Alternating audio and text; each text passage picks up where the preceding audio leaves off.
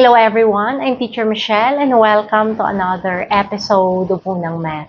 For this episode, I will be covering the topic about solid of revolution. Okay, what does it mean when we say solid of revolution? This is a three-dimensional solid shape that is formed by rotating a plane figure once around a line L, or what we call the axis. In real life, there are lots of things or objects where solid of revolution applies. We have here four objects and we will find out if these have solid of revolution. Okay, let's start with the first object. This is a cone hat. And going back to the definition, a three-dimensional solid shape that is formed by rotating a plane figure once around a line L, or what we call the axis. Okay, if we will draw line L or axis, then we created two congruent figures. Okay, this is a triangle. Okay, by rotating this triangle around this axis or line L, then we created this cone hat. Okay, what about the second figure?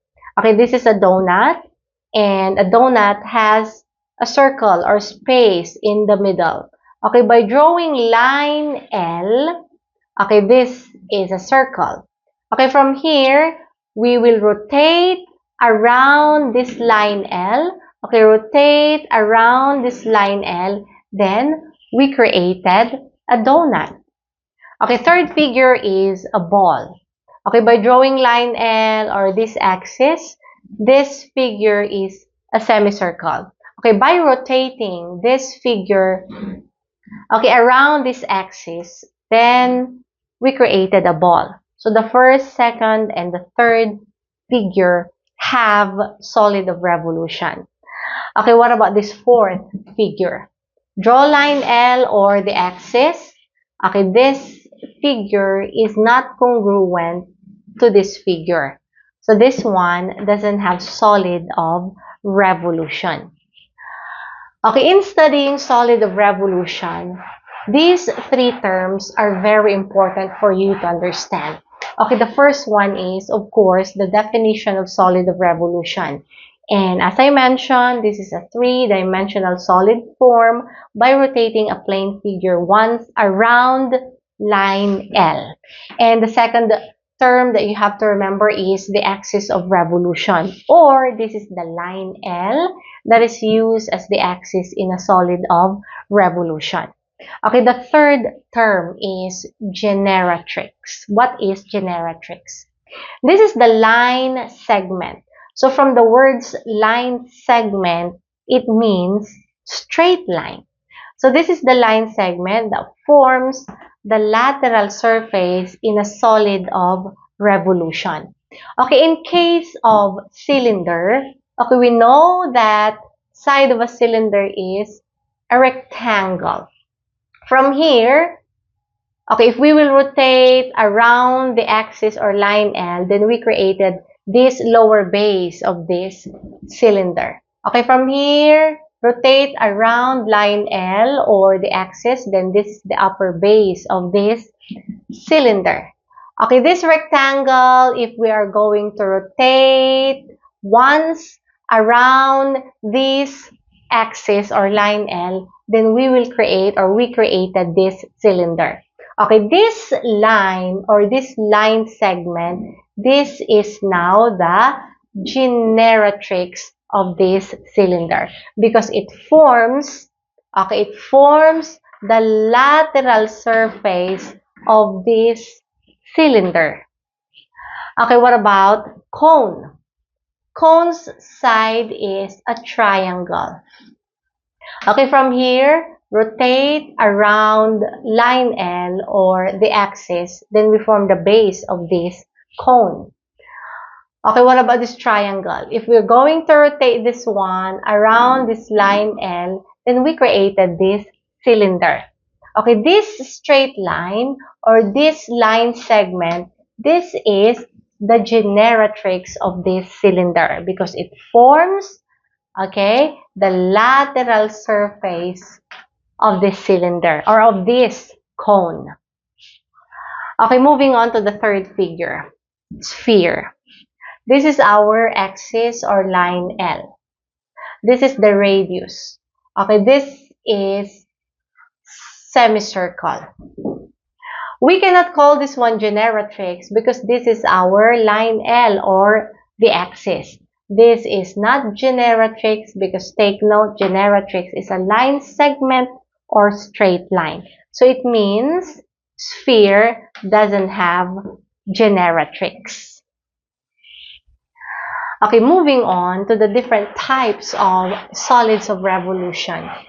These are not all the types of solids of revolution, but these are just, okay, representative examples. Okay, we have cylinder, cone, frustum of a cone, sphere, and hemisphere. Okay, let's start with cylinder. This is a solid of revolution formed by rotating one side of rectangle around an axis for one complete turn. Okay, this is our axis. Okay, side of a cylinder is a rectangle. Okay, from here, rotate around the axis. This is the base or the lower base. From here, rotate around the axis. This is our upper base. Okay, if we are going to rotate one side of a rectangle, then we created this cylinder. Okay, the second type is cone. And cone is a solid of revolution formed by rotating one side of right triangle that includes the right angle around an axis for one complete term. Okay, side of a cone is a triangle, specifically a right triangle. Okay, from here, rotate around this line L or axis, then this is the base of the cone. Okay, if we are going to rotate this triangle around this axis for one complete term, then we created cone.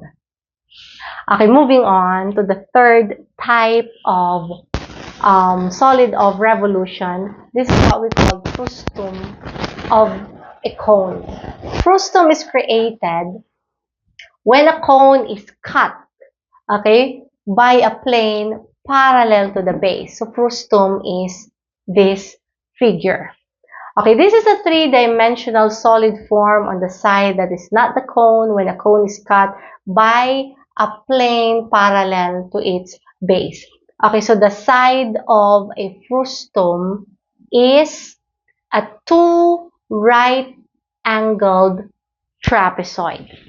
Okay, if we are going to rotate this one, okay, around this axis or line L, then we created frustum of a cone. Okay, moving on to the fourth type of solid of revolution. This is what we call sphere. And sphere is the solid of revolution that is formed by rotating the diameter of semicircle around an axis for one complete term. Okay, this is our axis. And diameter is from here up to this one. Okay, this is semicircle. Okay, by rotating this diameter of the semicircle, okay, around this axis, then we created sphere. Okay, and then the last one, number 5, is hemisphere. What is hemisphere? This is the solid revolution formed by rotating the radius of a sector with a right angle around that axis for one complete term. Okay, take note, radius of a sector. This is a sector. Radius is this line. Okay, hemisphere is formed by rotating the radius of a sector. So if we are going to rotate the radius of a sector, okay, around an axis or line L, then we created this hemisphere. Okay, this time, let's answer this simple problem.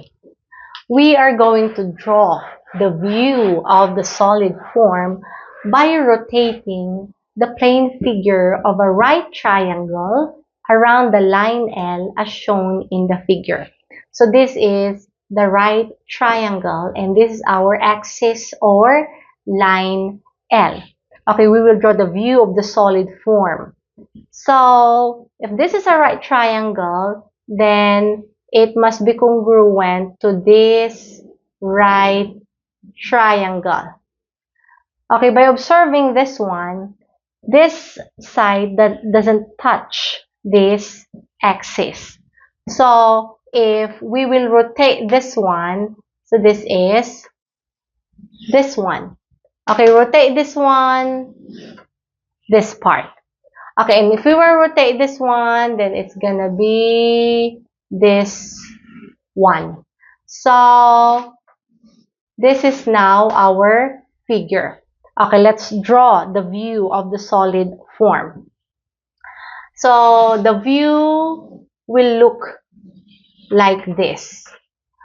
Okay, this is the upper base of this cylinder. Okay, and then this is now the lower base of this cylinder. Okay, so the view of the solid form is this cylinder.